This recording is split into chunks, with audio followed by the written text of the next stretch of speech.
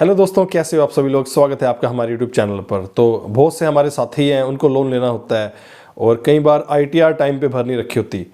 तो कई बार वो क्या करते हैं, 2 या 3 आईटीआर एक साथ भर देते हैं। तो क्या अगर आपने एक ही दिन में या 2-3 दिन के अंदर 2 या 3 आईटीआर भर रखी हैं, आपको लोन मिलेगा या नहीं, इस बात पे दोस्तों हम लोग डिस्कस करेंगे। नॉर्मली जो आईटीआर दोस्तों ली जाती है वो आपकी इनकम को दर्शाती है कि क्या वो रेगुलर है या नहीं। तो उससे आपके सोर्स ऑफ इनकम की पुष्टि हो जाती है कि रेगुलर आप रिसीव कर रहे हो।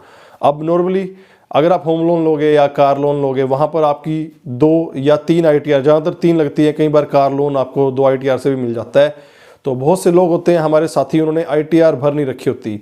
कई बार क्या होता है, 1 साल पहले भरी थी, बीच में छूट गई और अभी भरी है तो एक साथ और पुराने साल की भी भर देते हैं। तो साथियों, ऐसे केस में जो है आपकी आईटीआर जो है वो कंसीडर नहीं होती, उसको डमी माना जाता है। कम से कम 6 महीने या उससे ज़्यादा का गैप चाहिए होता है और बेहतर है कि अलग अलग साल में आपकी आईटीआर के ऊपर डेट दिखे। तो 6 महीने या उससे ज़्यादा का गैप आपकी आईटीआर में चाहिए होगा, तभी वो कंसीडर होगी। नहीं तो बस वो डमी मानी जाएगी, क्योंकि आपने ये माना जाएगा कि लोन लेने के लिए एकदम भरवा ली। कहीं भी आप जाओगे सीए के पास या किसी अकाउंटेंट के पास, वो भर देंगे आपको, वो मना नहीं करेंगे, लेकिन आपको लोन में दिक्कत आएगी, वहाँ पर वो कंसीडर नहीं होगी। अब अगली बात और कर लेते हैं कि आईटीआर आपने भरवा ली, मान लो 5-6 लाख की, उतनी आपकी इनकम ही नहीं है, लेकिन आपने फिर भी भरवा ली। तो वहाँ पर भी दोस्तों आपको दिक्कत आ जाती है, क्योंकि किस अकाउंट में आपके पास इतने पैसे रिसीव होने के बाद इतनी इनकम बची। मान लीजिए आपका करियाने का काम है, लगभग साल में किसी करंट अकाउंट में या सेविंग अकाउंट में 20 लाख रुपए आए होंगे, तब मान लीजिएगा आपकी 4-5 लाख रुपए चलो वहाँ से बचत हुई है या 6 लाख हुई है। अगर आपके पास पैसे ही 3-4 लाख आए हैं और आप इतने की आईटीआर भर के बैठे हो, तो वो आपकी इनकम नहीं कंसीडर होगी, वो भी दोस्तों डमी मान ली जाएगी।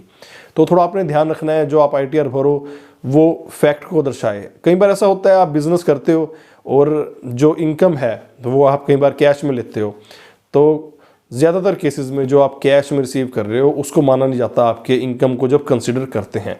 ऐसी दोस्तों सैलरीड है, अगर आपका फॉर्म 16 है, मान लीजिए ठीक है आपने एक साथ भी 2 आईटीआर भर दी, लेकिन फॉर्म 16 आपको मिल रहा है और आपकी सैलरी स्लिप्स, आपको सैलरी रेगुलर मिल रही है, वो सैलरी स्लिप से जस्टिफाई हो जाएगा, वहाँ पर आपकी कंसिडर हो जाएगी। अब सैलरी में भी कई बार क्या होता है, आपकी मान लो 20-25 हज़ार रुपये सैलरी है, आईटीआर आपने भरवा रखी है वही 4,90,000 की, 4,80,000 की, तो वहाँ जस्टिफाई करना मुश्किल हो जाता है। 20,000 रुपये साल में आपके अकाउंट में आ रहे हैं सैलरी के, तो 2,40,000 रुपये बने हैं आपके, आपने 4,80,000 कैसे भर दिए।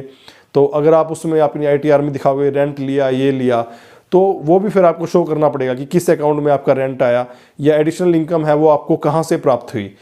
तो वहाँ पर भी जाकर के दोस्तों आपकी आईटीआर जो है वो कंसीडर नहीं होती। तो आईटीआर भरें, ध्यान से भरें, और रेगुलर भरी जाएगी। 6-8 महीने से ज़्यादा का गैप रहेगा तो ही आपकी कंसिडर होगी। उम्मीद है दोस्तों आपको हमारी वीडियो पसंद आई होगी। दोस्तों वीडियो को लाइक करना, अगर आप हमारे सब्सक्राइब नहीं हुए चैनल को सब्सक्राइब करना। मिलेंगे अगली वीडियो में, धन्यवाद।